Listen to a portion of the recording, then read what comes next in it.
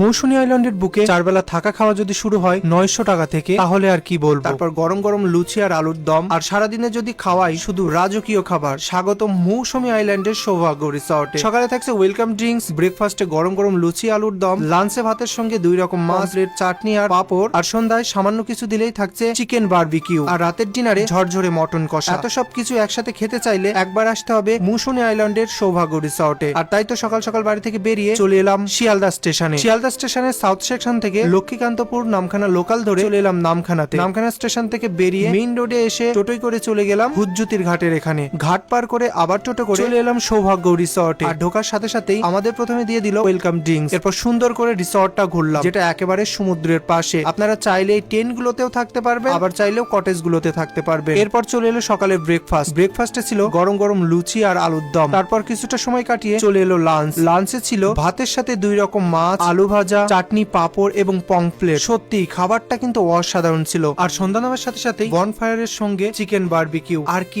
Dance. আর রাতের পরিবেশটা ছিল অসাধারণ, দেখলে কিন্তু মন ভরে যাবে। ডিনারে কিন্তু থাকছে ভাতের সাথে রুটি এবং মটন কষা, যেটা খেতে অত্যন্তই সুস্বাদু। তাহলে আর দেরি কেন, এখনই চলে আসুন মৌসুমী আইল্যান্ডের সৌভাগ্য রিসর্টে।